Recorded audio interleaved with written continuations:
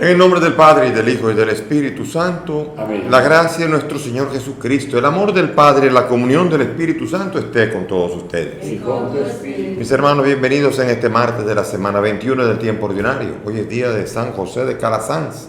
Hoy recordamos a todos los escolapios y sobre todo porque en esa parroquia de Cuesta Hermosa 3, San José de Calasanz, estuve 10 años antes de mi llegada aquí a Baní. Así que les mando un saludo grande.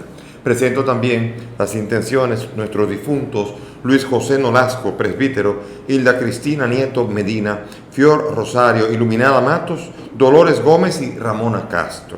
También a los enfermos por los que se pide oración, Margarita Reyes, Josefa López Trujillo, Pepi y Raquel Pantaleón. Con estas intenciones vamos ahora a presentarnos humildes ante el Señor y a reconocer ante Él y ante nuestros hermanos que somos pecados.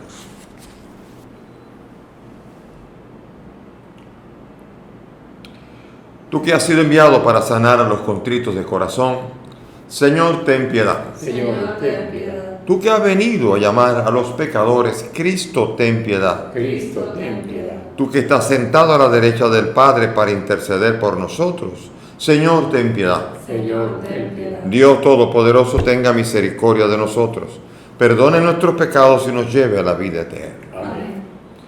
Dios nuestro, que adornaste de gran caridad y paciencia al presbítero San José de Calasanz, para que entregara su vida a la educación de los niños en la ciencia y en la virtud, concédenos venerarlo como maestro de sabiduría e imitarlo en el servicio de la verdad.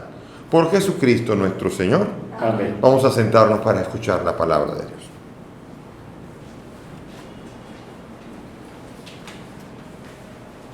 Lectura de la segunda carta del apóstol San Pablo a los tesalonicenses.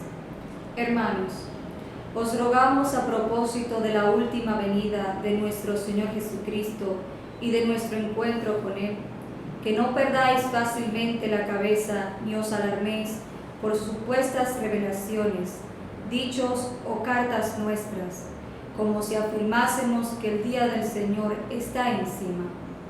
Que nadie en modo alguno os desoriente. Dios os llamó por medio del Evangelio que predicamos, para que sea vuestra la gloria de nuestro Señor Jesucristo. Así pues, hermanos, manteneos firmes y conservad las tradiciones que habéis aprendido de nosotros, de viva voz o por carta. Que Jesucristo nuestro Señor y Dios nuestro Padre, que nos ha amado tanto y nos ha regalado un consuelo permanente y una gran esperanza, os consuele internamente y os dé fuerza para toda clase de palabras y de obras buenas. Palabra de Dios. Te alabamos, Señor. Al Salmo vamos a responder: el Señor llega a regir la tierra. El Señor llega a regir la tierra.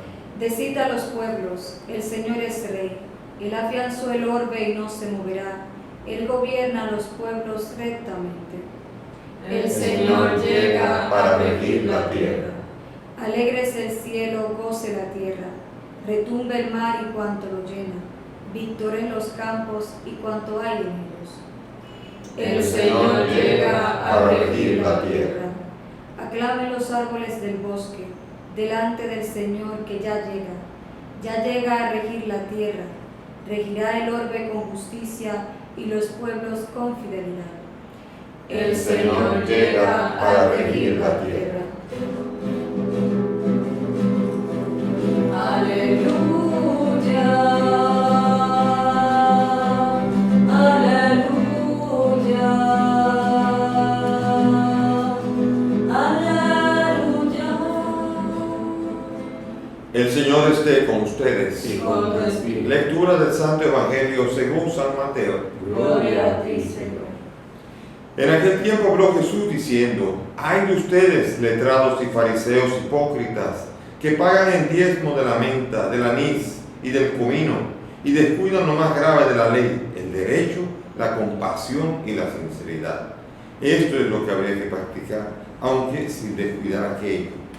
Guías ciegos, que filtran el mosquito y se tragan el camello. Ay de ustedes, letrados y fariseos hipócritas, que limpian por fuera la copa y el plato, mientras por dentro están rebosando de robo y desenfreno. fariseo ciego. Limpia primero la copa por dentro, y así quedará limpia también por fuera. Palabra del Señor. Gloria a ti, Señor Jesús. Siéntense, mis hermanos. Las lecturas de hoy son muy ricas. La primera lectura tiene mucho que ver con lo que se llamaría la parusía, la venida del Señor. Todos nosotros hemos oído, ¿no?, esa frase: arrepiéntete, Cristo viene ya. Eso causa como una especie de miedo, y son muchas las iglesias que han metido esa misma realidad de la que está hablando San Pablo aquí, la han metido en las iglesias. ¿Cuánta gente se ha metido por miedo? Porque Cristo viene. Entonces vemos nosotros que cuando hay un coronavirus, cuando hay un terremoto, cuando hay cualquier cosa, cuando hay cualquier calamidad, los que quieren atraer personas a su iglesia los atraen con dichos como este, como una presentación de la parusía, y cuando hay una situación muy difícil quieren hacer sentir a la gente que se está acabando el mundo para que acaben de llegar a la iglesia. Después vienen las decepciones, porque mucha de esta gente después se va cuando dice: pero no viene, tarda mucho para llegar, y se van entonces, porque realmente se decepcionan y hay un engaño en todo esto. También cuando viene Cristo hay una congregación, una iglesia, la iglesia de los adventistas. Elena White, que fue la fundadora, primero predijo una fecha de la venida de Jesucristo, creo que más o menos en 1914. Dijo que llegaba Jesucristo. Pasó en 1914, Jesucristo no llegó. Y dijo que había habido un error de cálculo, que era 1918. Llegó en 1918, no llegó. Entonces dejaron desde ahí de predecir cuándo venía Cristo, pero le llamaban de una manera semi-jocosa los adventistas, o sea, los que dicen que el adviento del Señor, que viene el Señor. Esto es peligroso, y esto ocurrió ya en el tiempo de San Pablo. San Pablo escribió la primera carta a los tesalonicenses, era para animar a los que estaban en Tesalónica, los cristianos de Tesalónica, que de repente habían experimentado, habían creído que Jesucristo vendría, que iba a encontrar a todo el mundo vivo. Pero pasó el tiempo, comenzaron a morir, y la pregunta que le hacen a Pablo: ¿y qué será de los que han muerto ya? Y Pablo va a decir: espérese, vamos a ver. No es que viene de una manera inminente, y lo dice aquí. Aquí la lectura es ese momento en que dice: hermanos, dice, les rogamos que, a propósito de la última venida del Señor Jesucristo y de nuestro encuentro, que no pierdan fácilmente la cabeza ni se alarmen por supuestas revelaciones, dichos o cartas nuestras, como si afirmásemos que el día del Señor está encima.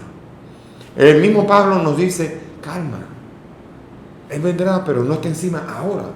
Y qué tan cierto, a casi 2000 años de esto, entender que es así. No estaba encima.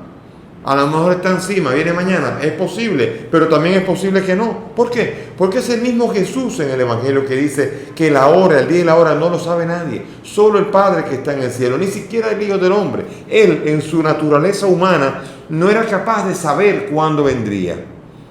Él sabía que vendría y anuncia que vendrá. Lo anuncian después los ángeles cuando la ascensión, y le dicen a los apóstoles: este que vieron subir, ese vendrá.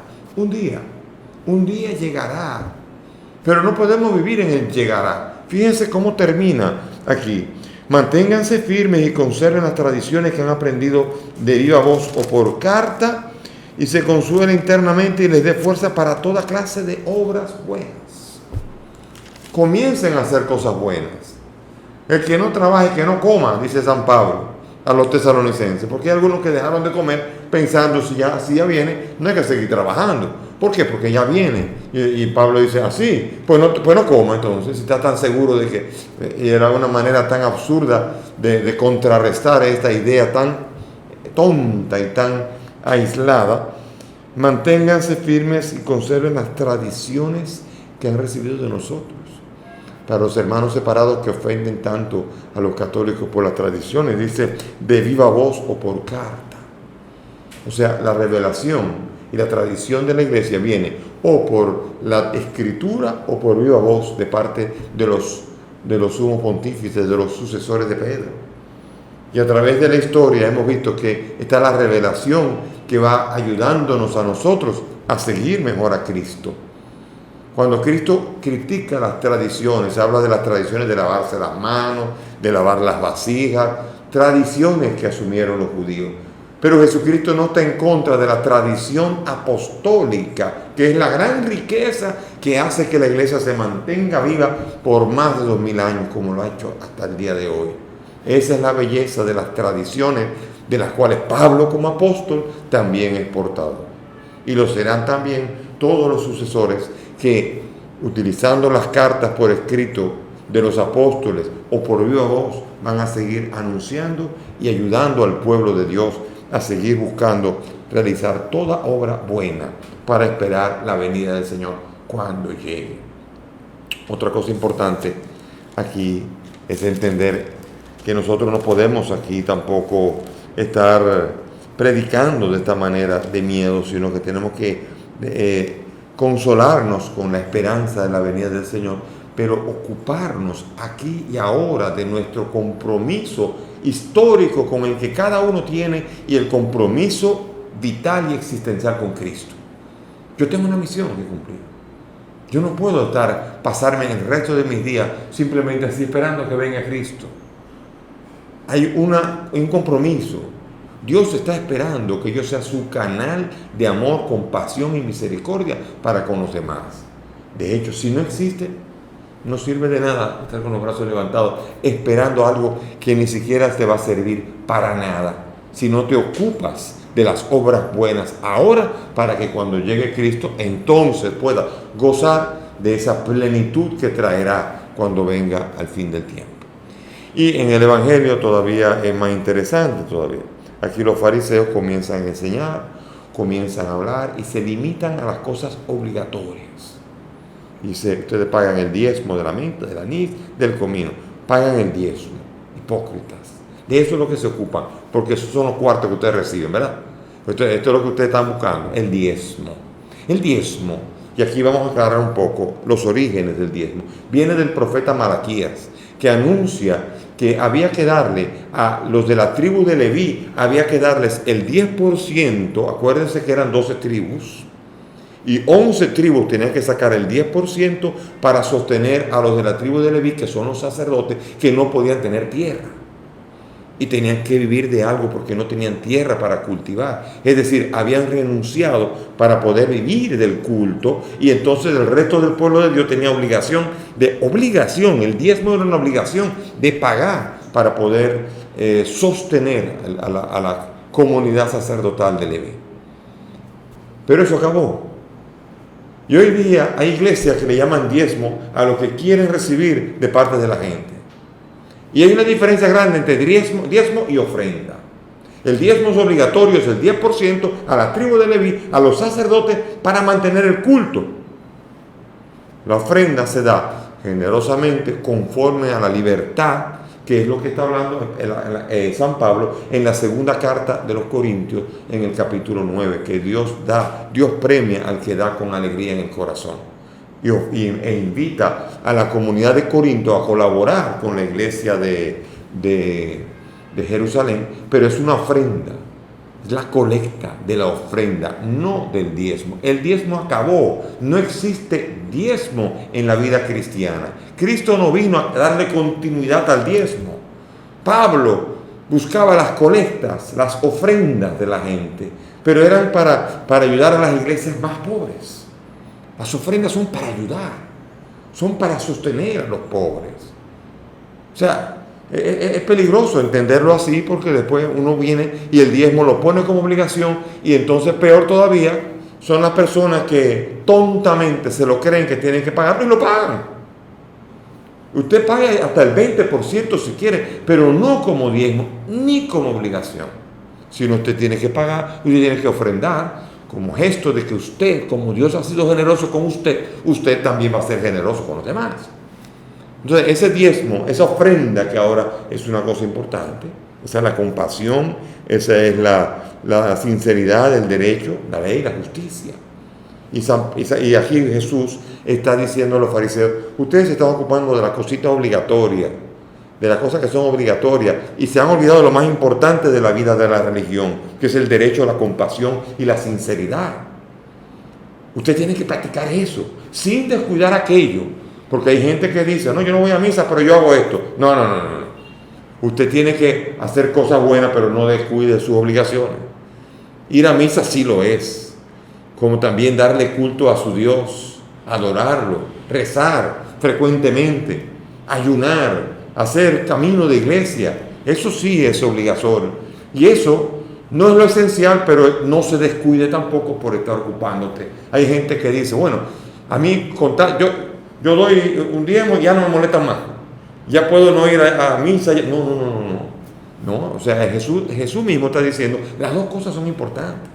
Las pequeñas que son obligatorias y las importantes. El que se queda solamente con las pequeñas cosas, va a misa, ve aquí, se confiesa una vez al año. Y está bien, pero si solamente se ocupa de esto, entonces esa vida de fe no le está llevando a vivir la compasión y la generosidad de Cristo.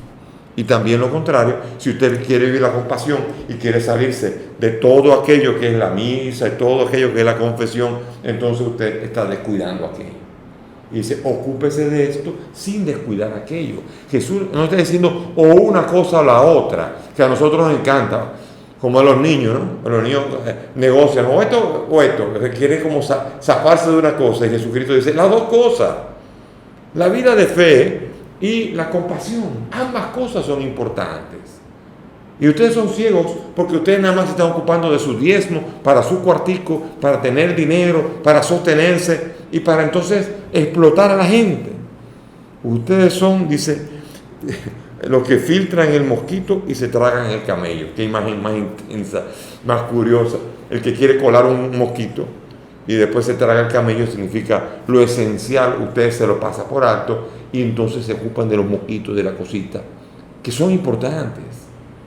Pero aquí, cuidado con el que diga que el mosquito, colar el mosquito no es importante.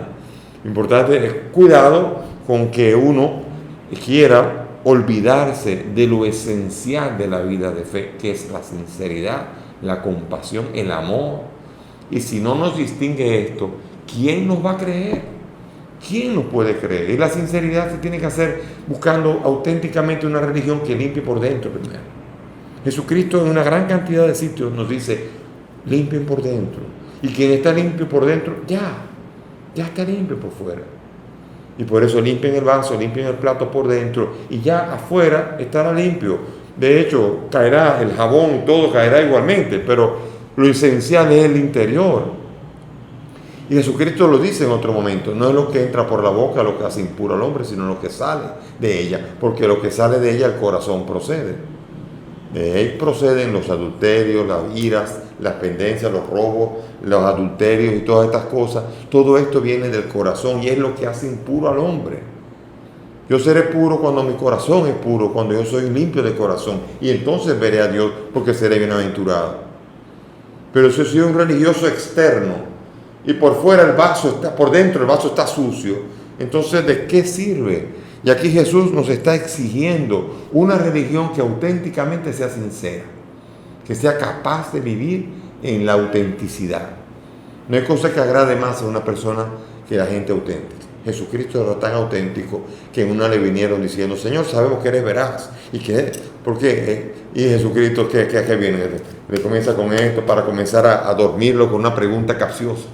Jesucristo no se impresiona por esto y Él es el más veraz, el más auténtico realmente.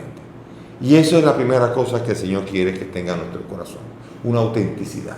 Y si usted priva en auténtico y no va a misa y dice que es religioso, usted es un mentiroso, porque es un auténtico irreligioso. Entonces, usted es un auténtico ateo. Bueno, no que me alegre mucho esa realidad. Yo quisiera ser una persona religiosa, pero una persona buena, una persona compasiva, una persona que no engañe, que no mienta, que respete a los demás y que ayude y sea capaz de entregarse para que los demás tengan vida. Si tengo una cosa así y todos tenemos una realidad así, seremos dichosos, seremos bienaventurados. Y entonces iremos a misa y el mosquito, el comino y todas esas cosas serán hechas con gran alegría y tendrán sentido. Y entonces verdaderamente viviremos la religión que nos pide el Señor. Ojalá que nos ayude y nos fortalezca nuestro Dios Jesús el Señor, que un día vendrá, pero que mientras tanto espera obras buenas de nosotros. Amén. Amén. Elevemos nuestras súplicas a Dios. Vamos a suplicar confiadamente como iglesia y presentarle a Él nuestras intenciones. Por el Papa, los obispos y demás ministros de la Iglesia, roguemos al Señor. Te rogamos, óyenos. Por los gobernantes de todas las naciones, roguemos al Señor. Te rogamos, óyenos. Por los emigrantes, los desterrados, los presos, roguemos al Señor. Te rogamos, óyenos. Por nosotros, nuestras familias, amigos y bienhechores, roguemos al Señor. Te rogamos, óyenos. Pidamos al Señor por el alma de Luis José, Hilda Cristina, Fior, Iluminada, Dolores, Ramona, para que el Señor las acoja en su reino y les permita participar del banquete de Dios. Roguemos al Señor. Te rogamos, óyenos. Y pidamos por la salud de Margarita, Josefa, Pepe y Raquel, para que el Señor las conforte y les cure. Roguemos al Señor. Te rogamos, óyenos. Padre del cielo, todas estas peticiones te las presentamos por el mismo Cristo nuestro Señor. Amén. Siéntense, por favor. Por los niños que empiezan la vida, por los hombres sin techo ni hogar, por los pueblos que sufren la guerra, te ofrecemos el vino y el pan. Pan y vino sobre la altar, son ofrendas de amor. Pan y vino serán después, tu cuerpo y tu sangre, Señor. Pan y vino sobre el altar, son ofrendas de amor. Pan y vino serán después, tu cuerpo y tu sangre, Señor. Oren mis hermanos para que este sacrificio que es mío de ustedes es agradable a Dios Padre Todopoderoso. El Señor reciba de tus manos este sacrificio, para alabanza y gloria de su nombre, para nuestro bien y de toda su santa iglesia. Amén. Que te sea agradable, Señor, la ofrenda de tu pueblo santo en la memoria de San José de Calasanz, y concede que por la participación en este sacramento demos pruebas de tu amor.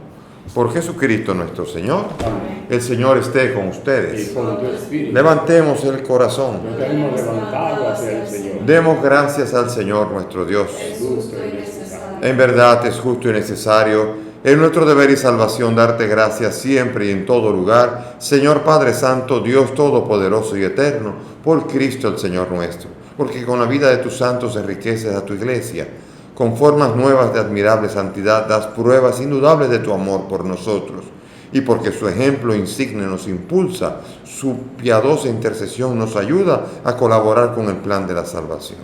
Por eso ahora nosotros, llenos de alegría, te aclamamos junto a los ángeles y a los santos, diciendo: Santo, santo, santo es el Señor, Dios del universo. Llenos están el cielo y la tierra de tu gloria. Hosana en el cielo. Bendito el que viene en nombre del Señor. Hosana en el cielo. Santo eres en verdad, Señor, fuente de toda santidad.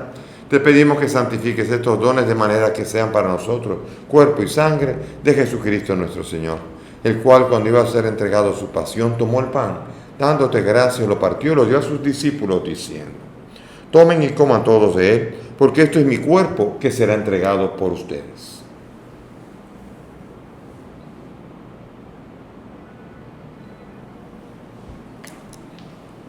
Del mismo modo, acabada la cena, tomó el cáliz, dando gracias de nuevo, lo pasó a sus discípulos, diciendo: Tomen y beban todos de él, porque este es el cáliz de mi sangre, sangre de la alianza nueva y eterna, que será derramada por ustedes y por muchos para el perdón de los pecados. Hagan esto en conmemoración mía.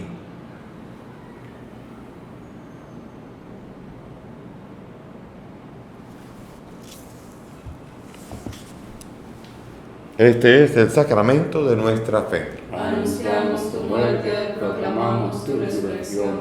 Ven, Señor Jesús. Así, Padre, al celebrar el memorial de la muerte y resurrección de tu Hijo, te ofrecemos el pan de vida y el cáliz de salvación. Te pedimos que el Espíritu congregue a cuantos participamos del cuerpo y sangre de Cristo. Acuérdate de tu iglesia, del Papa Francisco, de mi indigno siervo tuyo y todos los pastores que cuidan de tu pueblo. Llévala a su perfección por la caridad. Acuérdate de nuestros hermanos que durmieron en la esperanza de la resurrección. Luis José, Hilda Cristina, Fior, Iluminada, Dolores, Ramón y cuantos han muerto en tu misericordia, admítelos a contemplar la luz de tu rostro. Ten misericordia de nosotros y así con María la Virgen, San José su esposo, los apóstoles, San José de Calasanz y cuantos vivieron en tu amistad a través de los tiempos, merezcamos por tu Hijo compartir la vida eterna y cantar tus alabanzas. Por Cristo, con Él y en Él, a ti Dios Padre Omnipotente, en la unidad del Espíritu Santo, todo honor y toda gloria por los siglos de los siglos. Amén. Llenos de confianza en el Dios Padre, dirijámonos a Él con la oración que el Maestro nos ha enseñado. Padre nuestro, que estás en el cielo, santificado sea tu nombre. Venga a nosotros tu reino. Hágase tu voluntad en la tierra como en el cielo. Danos hoy nuestro pan de cada día. Perdona nuestras ofensas, como también nosotros perdonamos a los que nos ofenden. No nos dejes caer en la tentación y líbranos del mal. Líbranos de todo mal y concédenos la paz, para que, ayudados por tu misericordia, vivamos libres de pecado, mientras esperamos la gloriosa venida de nuestro Salvador Jesucristo. Tuyo es el reino, tuyo es el poder y la gloria por siempre. Señor Jesucristo, que has dicho a tus apóstoles, la paz les dejo, mi paz les doy. No miren nuestros pecados, mira la fe de tu iglesia, y conforme a tu palabra, concede a tu iglesia la paz y la unidad. Tú que vives y reinas por los siglos de los siglos. Amén. Mis queridos hermanos, que la paz del Señor esté siempre con todos ustedes. Y con tu espíritu. Dense fraternalmente la paz.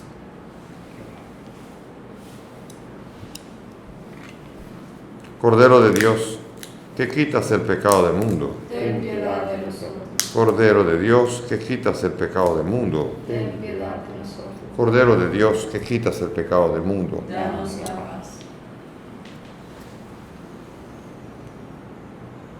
Mis hermanos, aquí está Jesús, el Señor, el Cordero de Dios, el que quita el pecado del mundo. Y que son nosotros los invitados a esta mesa. Señor, no soy digno de que entres en mi casa, pero una palabra tuya bastará para sanar.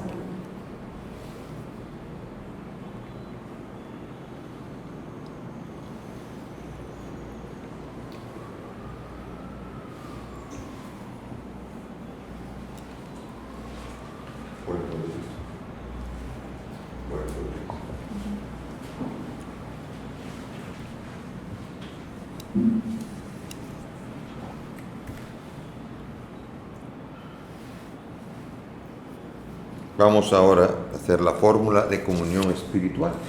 Unámonos a este misterio celebrado aquí hoy. Vamos ahora a rezar. Creo, Jesús mío, que estás real y verdaderamente en el cielo y en el santísimo sacramento del altar. Te amo sobre todas las cosas y deseo vivamente recibirte en mi alma. Pero como ahora no puedo recibirte sacramentado, ven al menos espiritualmente a mi corazón. Y como si ya te hubiese recibido, te abrazo y me uno del todo a ti, Señor, y no permitas nunca que me separe de ti. Amén. Amén.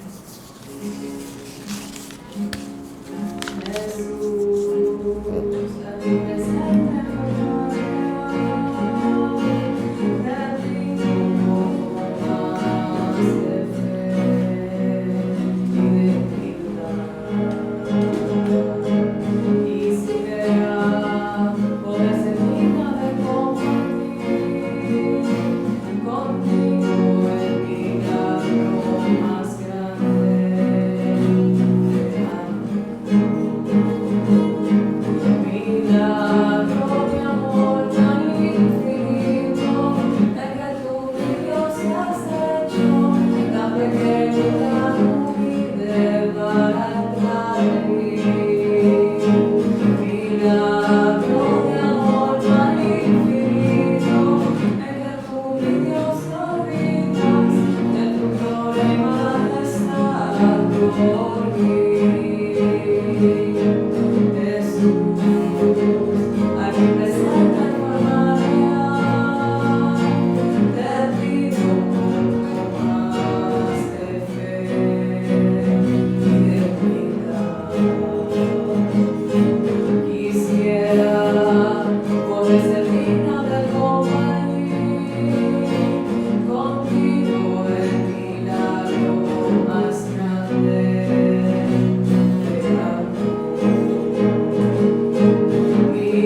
milagro de amor tan infinito, el que tú, mi Dios, me has hecho tan pequeño y tan humilde para entrar en mí.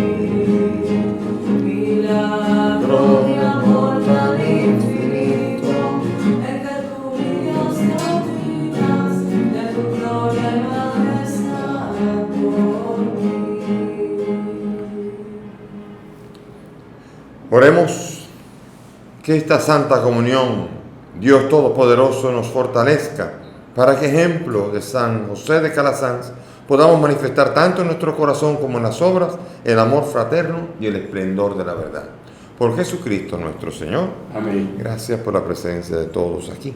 Que el Señor nos anime, nos fortalezca y nos permita ser fieles a Él, como lo fue San José de Calasanz en medio de las calumnias.